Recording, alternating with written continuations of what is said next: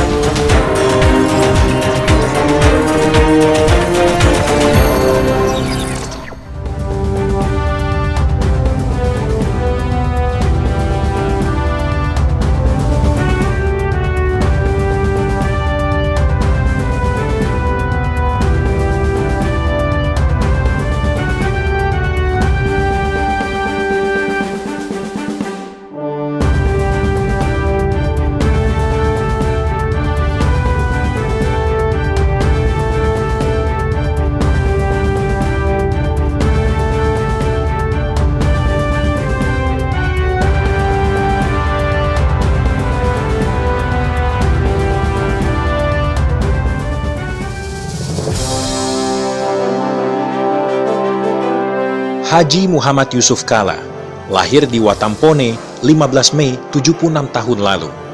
Orang nomor 2 di Indonesia ini merupakan anak kedua dari 7 bersaudara.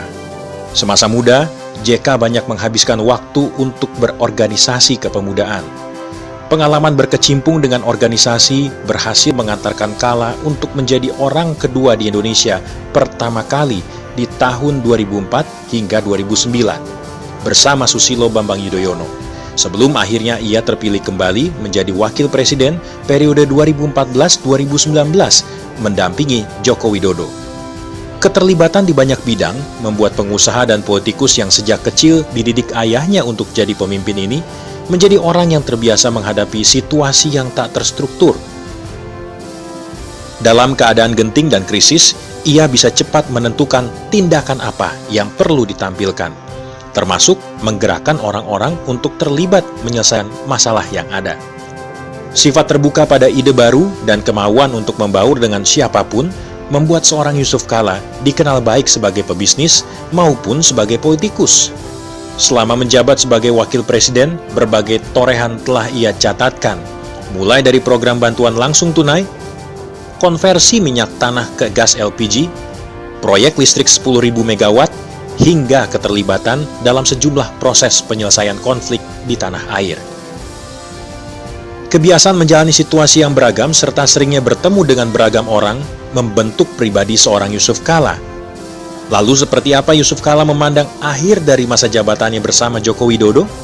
Berikut kita simak wawancara eksklusif Mata Data bersama Haji Muhammad Yusuf Kala.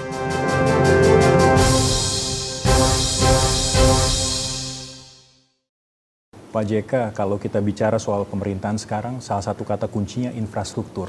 Ya. Jembatan, jalan raya, tol, rasanya itu setiap hari memenuhi ruang pemberitaan kita. Apakah, kalau saya tanyakan ke Bapak, kira-kira dalam 2014 sampai dengan sekarang, bagaimana progresnya Pak? Bagaimana penilaian Bapak sebagai Wakil Presiden terhadap infrastruktur kita? Infrastruktur memang suatu kewajiban pemerintah yang utama. Karena untuk memajukan negara harus ada industri, ada pertanian, harus ada logistik yang baik. Hanya bisa berjalan apabila infrastruktur baik, jalan baik, jembatan baik, bandara baik, telekomunikasi baik. Nah, apa yang dicapai? Ya tentu jalan lebih panjang. Iya. Khususnya jalan tol, saya yakin akan sudah tersambung nanti di Jakarta, Surabaya, dan malah lebih daripada itu. Iya. Bandara juga sudah banyak sekali tambahannya, termasuk di Jawa Barat, Kertajati, Banyuwangi kemarin, dan juga di Sumatera kita perbaiki atau perpanjang seperti itu. Kalau telekomunikasi saya kira sudah sangat maju dibanding negara lain. Jadi infrastruktur seperti itu memang penting untuk negara apapun.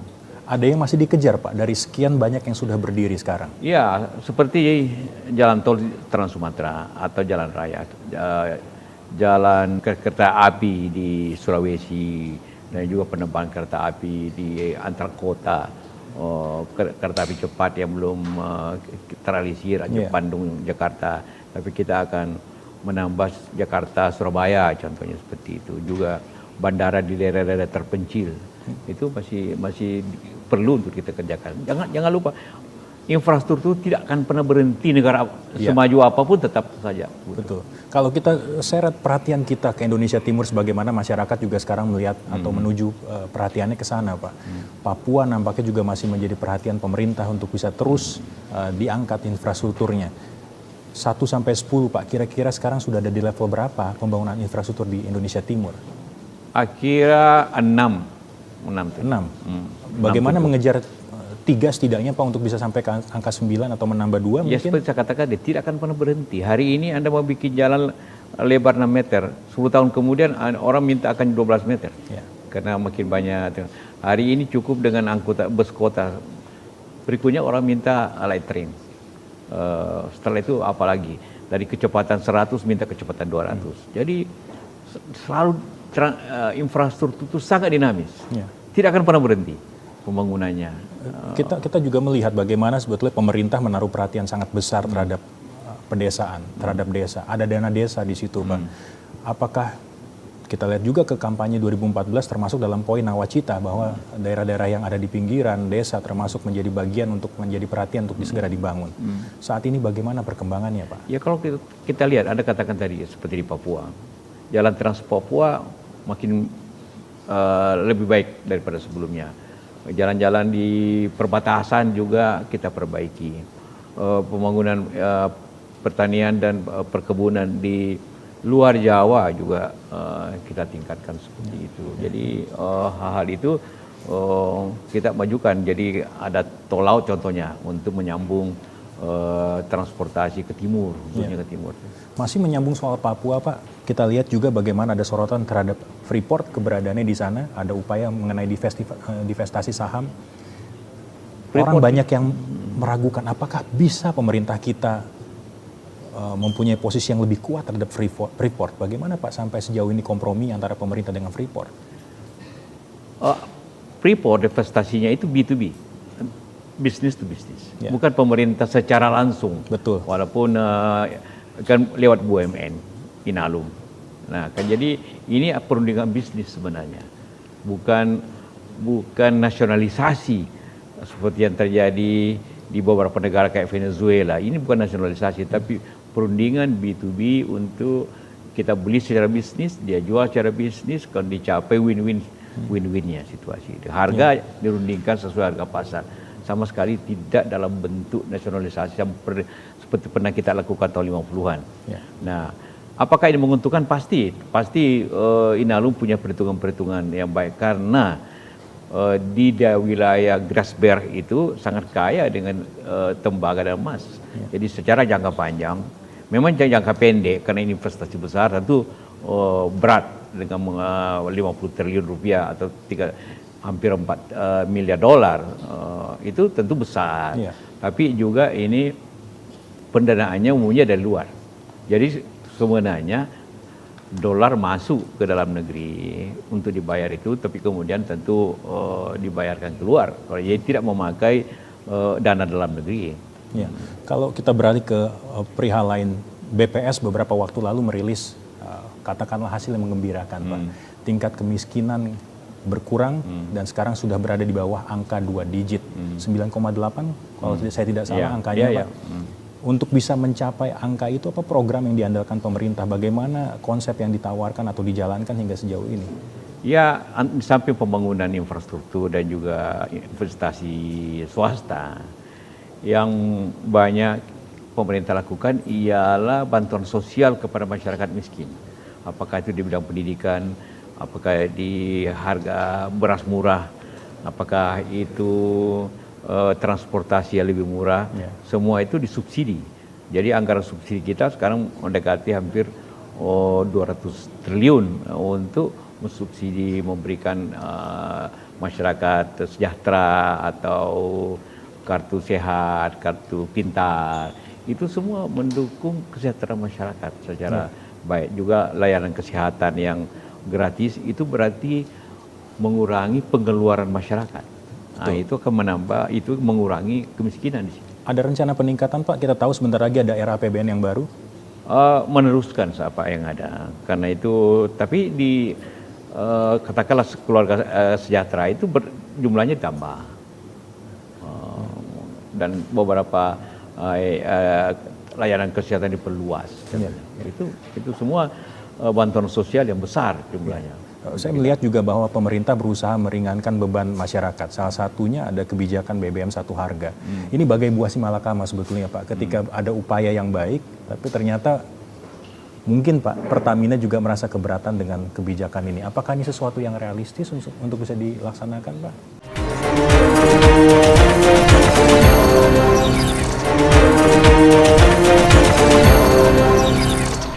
Saya melihat juga bahwa pemerintah berusaha meringankan beban masyarakat. Salah satunya ada kebijakan BBM satu harga. Ini bagai buah si malakama sebetulnya Pak. Ketika ada upaya yang baik, tapi ternyata mungkin Pak, Pertamina juga merasa keberatan dengan kebijakan ini. Apakah ini sesuatu yang realistis untuk bisa dilaksanakan Pak? Pemerintah milik negara. Artinya dia harus mengikuti program negara. Ya, salah satu program negara tentu tadi BBM harga sama dimanapun Republik ini. Ya. Karena kalau tidak sama, yang timbul ketidakadilan. Orang di Jawa dan di Papua gajinya sama, tapi yang satu harus beli bensin untuk motornya harganya Rp6.000, tapi di Papua belinya Rp25.000. Kan ada ketidakadilan. Ya. Justru di daerah yang penghasilannya rendah, contohnya terjadi kemahalan. Nah, itu yang kita potong untuk memperbaiki keadilan masyarakat. Bahwa ada ongkosnya pasti ada ongkosnya. Tapi ongkosnya itu juga dibebankan nanti ke pemerintah dengan akibatnya dividen Pertamina akan menurun. Nah, dividen itu yang semestinya diterima katakanlah 20 triliun, akhirnya mungkin hanya 15. Ya, artinya ada konsekuensi juga di balik kebijakan di pemerintah, bukan hanya Pertamina itu proses ada di Pertamina, tapi pada ujungnya pendapatan pemerintah yang menurun. Kebijakan ini sudah final, akan terus diteruskan sampai setidaknya pemerintahan ini selesai? Iya, pasti. Ya. Masih ada evaluasi lagi Pak? Pasti, ini kan sudah berjalan kira-kira 2 tahun ya. Kalau soal satu harga itu sudah 2 tahun berjalan. Masih soal ekonomi Pak, di tengah posisi Indonesia yang cukup strategis, ada 2 negara besar, 2 negara maju sedang berkontestasi, Amerika Serikat dengan Tiongkok, ada perang dagang. Kalau Indonesia sendiri sampai sejauh ini perkembangannya bagaimana Pak? Kita ada di posisi yang terjepit atau posisi kita cukup strategis, nilai tawar cukup baik? Posisi kita itu posisi tidak langsung. Indonesia juga menjadi perhatian Amerika untuk menurunkan GSP. Jadi hanya pengurangan bea di Amerika. Tetapi yang perang dagang itu, katakanlah kita kena serpihan nanti daripada bom yang ada atau peluru kesasar. Itu artinya kalau Amerika mengurangi impornya dari Cina seperti katakanlah baju, pakaian atau mesin-mesin atau apa, maka Cina itu yang selama ini kita ekspor ke sana mineral ataupun komoditi, ya pasti berkurang pada ujungnya. Jadi kita kena tidak langsung. Serapan ekspor kita juga tentu jadi berkurang di situ pasti. Pak. Ya. Apakah itu akan berdampak ke pertumbuhan ekonomi kita Pak? Ya pasti akan berdampak, tapi tidak besar. Tidak besar? Ya.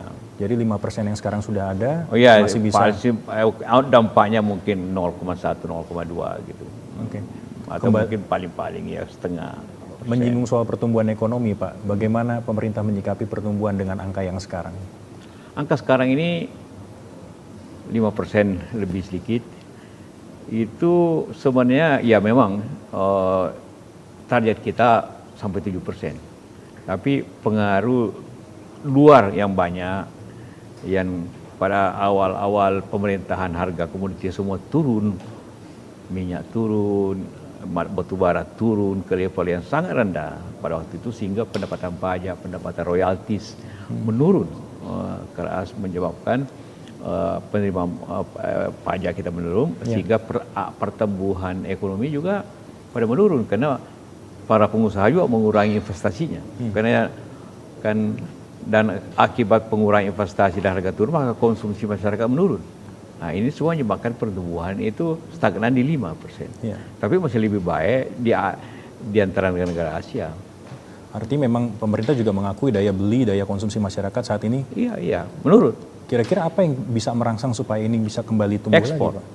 Sebetulnya bisa ekspor dan investasi. Hanya dua saja yang bisa memperbaiki. Atau produktivitas nasional. Siapa menteri yang paling mendapat pesan paling penting dalam upaya meningkatkan pertumbuhan ekonomi Iya, ini? Menteri Perindustrian, Menteri Perdagangan, Menteri Pertanian. 3 yang pokok nih. Dari pihak luar, Pak, selain pemerintah tentunya, ada yang mengatakan bahwa tim ekonomi saat ini perlu mendapat evaluasi. Pendapat Bapak bagaimana? Iya, tentu evaluasi setiap saat, apakah baik atau buruk kita harus evaluasi.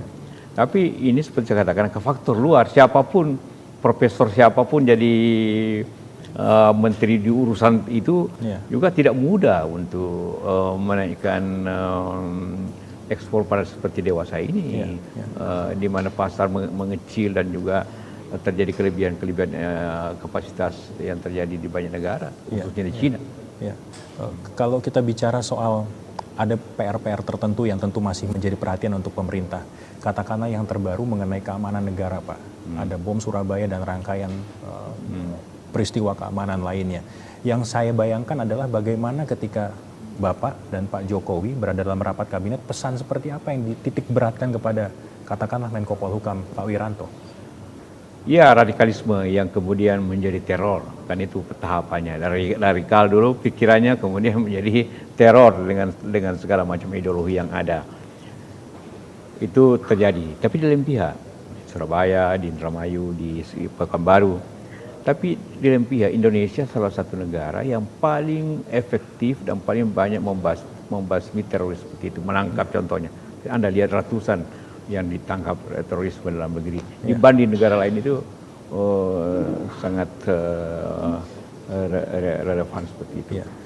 Nah, apa yang dilakukan pertama deradikalisasi.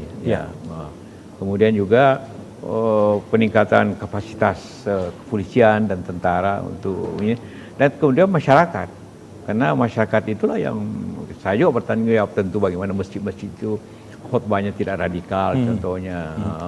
Kita semua bekerja untuk itu. Ya. Kita beralih ke yang lebih hangat lagi, Pak. Menatap 2019. Sambil menunggu atau menanti hasil uji materi, di luar sana juga masih membayangkan kira-kira Pak JK akan maju kembali atau enggak. Kalau enggak sebagai cawapres, sebagai capres mungkin, Pak? Enggak. Enggak ada partai yang mendekati Bapak berkomunikasi mengenai hal ini? Kalau itu ya sudah terbuka, ya Partai Demokrat memberikan kehormatan untuk mengajak berpasangan untuk saya jadi capres, tapi dengan sopan karena alasan keluarga dan juga perhitungan politik, ya saya menolak untuk menjadi. Jadi Bapak capres. tolak? Ya, ini menarik, Pak, kalau sebagai capres ditolak, tapi kalau seandainya uji materi mengatakan sebaliknya diloloskan, Bapak tetap bersedia menjadi cawapres Pak Jokowi? Iya, tentu akan menjadi pembicaraan nanti pada waktunya. Sekarang ini proses konstitusi yang kita jalani. Jadi komunikasi masih terbuka ya, Pak? Iya. Ketok palu belum ya, Pak? Ya, belum. Masih menanti. Kalau kita bicara refleksi yang paling dekat, paling hangat terjadi di Pilkada DKI kemarin, Pak. Ada kabar yang mengatakan Bapak juga mendukung gubernur yang sekarang, Pak Anies Baswedan pada saat Pilkada kala itu. Betul ya, Pak? Betul. Kenapa, Pak? Loh, saya menganggap dan saya mengetahui betul Anies Baswedan itu orang yang mampu secara organisasi, sangat pikiran maju dan intelektual dan dapat mengatasi masalah.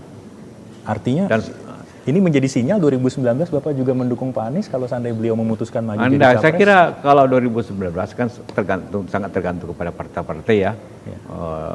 Bagaimana mencapai 20%. Tetapi Pak Anies itu saya kira dia akan lebih fokus ke mengurus Jakarta.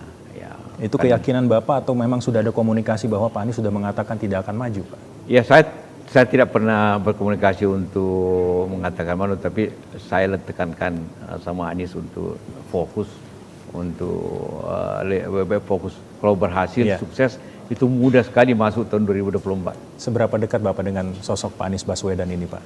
Oh, selama teman baik. Saya beliau rektor Paramadina, saya di Yayasan Paramadina juga. Iya, iya.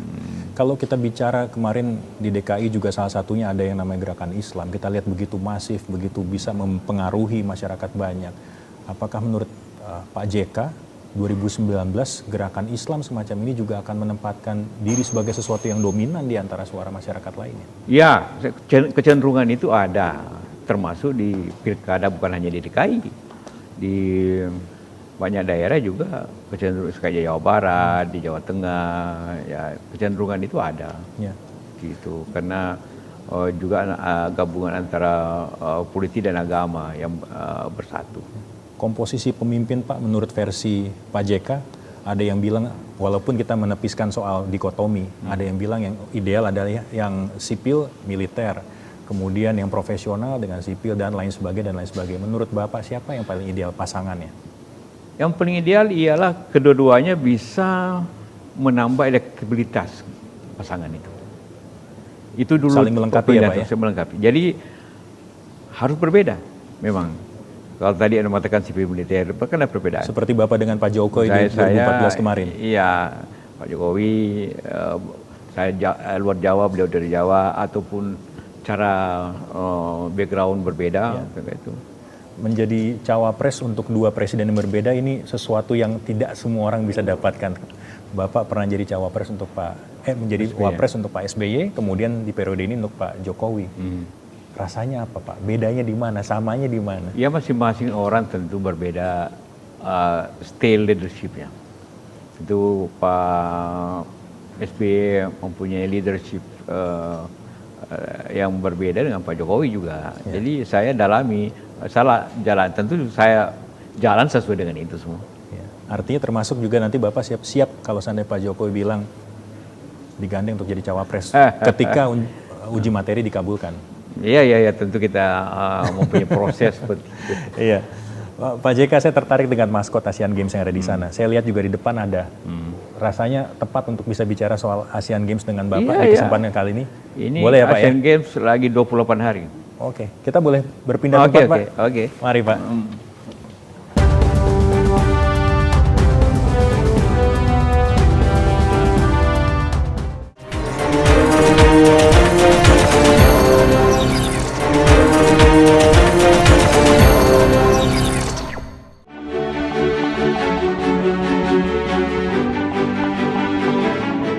Indonesia akan kembali menjadi tuan rumah Asian Games yang akan digelar di Jakarta dan Palembang pada 18 Agustus hingga 2 September 2018 mendatang.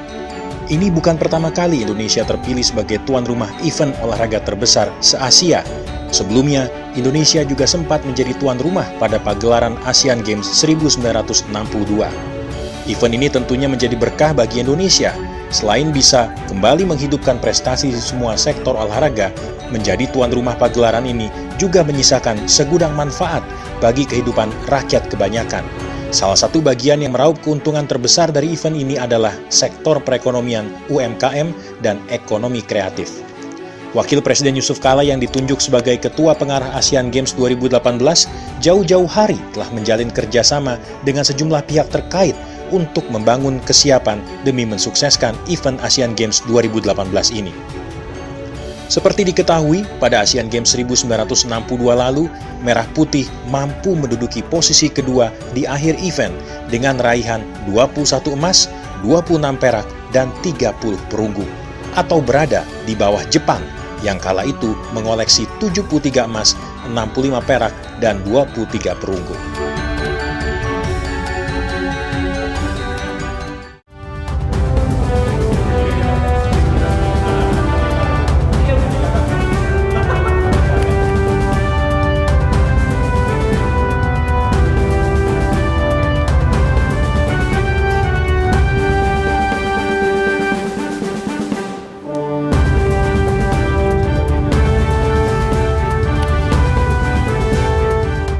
Ini bisa-bisanya Pak, ada maskot Asian Games di kantor Bapak? Ya, saya kan Ketua Pengarah Asian Games. Iya. Dan juga kita minta semua kantor-kantor pemerintah mempromosikan Asian Games. Jadi maskot rusa ini untuk baseball ini taruh sini, dan juga di istana juga. Di istana juga ada, ya istana kebetulan ada di seberang sana Pak ya. Kalau kita kan terbiasa melihat Presiden kita Pak Jokowi dengan jaket Asian Games-nya di berbagai event dalam beberapa waktu terakhir. Kalau Bapak menyatakan kebanggaan langsung naruh maskotnya yang besar-besar ada di sini ya Pak? Ya. Progresnya sejauh ini bagaimana perkembangannya Pak, persiapan? Ya ada 3 hal kan Asian Games itu. Pertama venue-nya, sarananya, boleh dibilang sudah hampir selesai semua. Ya mungkin ada perbaikan 1-2 tempat. Katakanlah 98% akan selesai pada akhir bulan. Kedua, dalam hal penyelenggaraan, Inasgok namanya tentu berfungsi untuk mengorganisir semuanya. Ini persiapannya sudah matang setelah bekerja mereka hampir 2 tahun. Iya. 2 tahun ini Inasgok itu semuanya di. Ketiga, prestasi ini barangkali pelatihan yang paling masif di antara event olahraga yang pernah kita lakukan. Betul. Hampir mungkin 50% atlet dikirim ke luar negeri untuk tryout, latihan, macam-macam. Kita datangkan pelatih-pelatih luar ke sini di samping pelatih-pelatih kita sendiri, dan mereka semuanya, dan training center untuk itu. Jadi kita yakin, kita percaya diri bahwa 10 besar dalam hal 10 besar? 10 besar. Kita target kita. Dan tentunya kita juga yakin sebagai tuan rumah ya Pak, mampu sukses menyelenggarakannya. Harus itu. Kalau promosi Pak, bagaimana Pak? Kemarin beberapa waktu lalu Pak Jokowi sempat sepertinya menyentil juga pemerintah Provinsi DKI dalam hal promosi. Ya, memang dibutuhkan waktu yang tepat. Karena seperti contohnya kemarin, bulan lalu, promosi kita akan tertutup dengan World Cup. Betul. Jadi apapun orang tiap hari bicara World Cup. Nah sekarang selesai, baru kita mulai lagi dengan katakanlah kirap api Asian Games, obor Asian Games kemana-mana ke 18 provinsi, dan juga kegiatan-kegiatannya lainnya di media, di mana ada semua, dan baliho-baliho kan seluruh Indonesia sekarang sudah promosi itu sudah lancar. Selain persiapan, selain venue, promosi dan lain sebagainya, ada soal animo masyarakat Pak. Bapak memantau langsung bagaimana animo masyarakat kita sejauh ini? Ya, ini animo masyarakat itu sekarang itu berbeda dengan zaman dulu. Sekarang animo masyarakat ini terbagi antara langsung atau lewat media. Karena itu bisa saja yang nonton di arena mungkin tidak sebanyak zaman dulu, tapi semuanya pada nonton di TV. Ya. Jadi inilah fungsi media, sama dengan kemarin dengan World Cup. Seluruh dunia lah bergerak. Betul. Tapi ini kita harapkan negara-negara Asia yang ikut itu cukup tersebar, karena medianya cukup bagus. Kalau saya tanyakan ke Bapak, kira-kira Bapak optimis nggak setiap kali ada pertandingan cabang apapun itu, kapanpun itu, stadion akan selalu terisi dengan baik? Iya, akan terisi, tapi mungkin tidak penuh. Karena seperti tadi, orang lebih nyaman banyak nonton di TV dibanding nonton di ini. Apalagi banyak olahraga juga yang mungkin tidak populer. Tapi saya yakin seperti sepak bola, atau basket, voli yang memang sangat dikenal oleh masyarakat, pasti ramai lah. Setelah 56 tahun Pak, akhirnya kita dapat kesempatan menggelar Asian Games kembali. Menurut Bapak kira-kira perbedaannya di mana yang tahun 62 dengan yang 2018? Pertama, pada tahun 62 itu atlet yang ikut hanya kurang lebih 3.000. Sekarang 15.000. Cabang olahraga waktu itu hanya kurang lebih 16 cabang. Sekarang 40 cabang.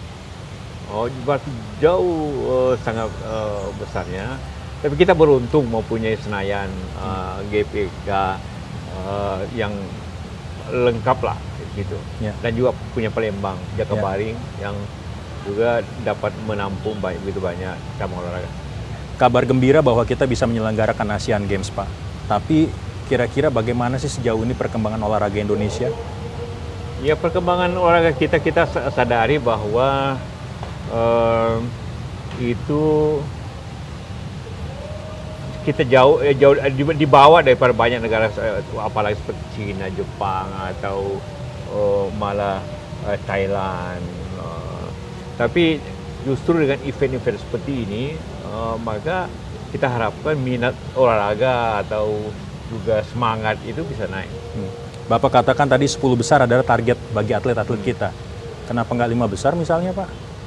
Kita masih hitung Cina, Jepang, Korea Selatan, Iran, Korea Iran. Selatan, dan banyak negara lagi itu kadang-kadang kecil, gitu, Iya. tapi punya prestasi dan juga seperti Singapura banyak mengimpor atlet-atlet dari luar. Iya, lebih kecil dari kita tapi secara prestasi juga Iya, hampir tidak di level mudah. yang sama. Renang contohnya, itu Singapura sangat maju kan. Betul. Ya. Kalau kita lihat Pak, bagaimana nanti perolehan medali? Adakah laporan yang masuk ke Bapak kira-kira berapa target yang akan dicanangkan? Target kita antara 16 sampai 20. 16 sampai 20. Artinya itu yang akan bisa menjadi jaminan masuk 10 besar. Iya. Kalau sudah kita 16 sudah masuk 10 besar. Kita doakan semoga Asian Games berjalan sukses, penyelenggarannya juga membawa harum nama Indonesia di Amin. pentas internasional. Atlet-atletnya juga bisa membawa prestasi terbaik ya Pak. Insyaallah. Terima kasih Pak JK untuk Oke, terima kasih. waktunya sudah berbincang bersama kami di Mata Data kali ini. Terima kasih Pak. Yuk.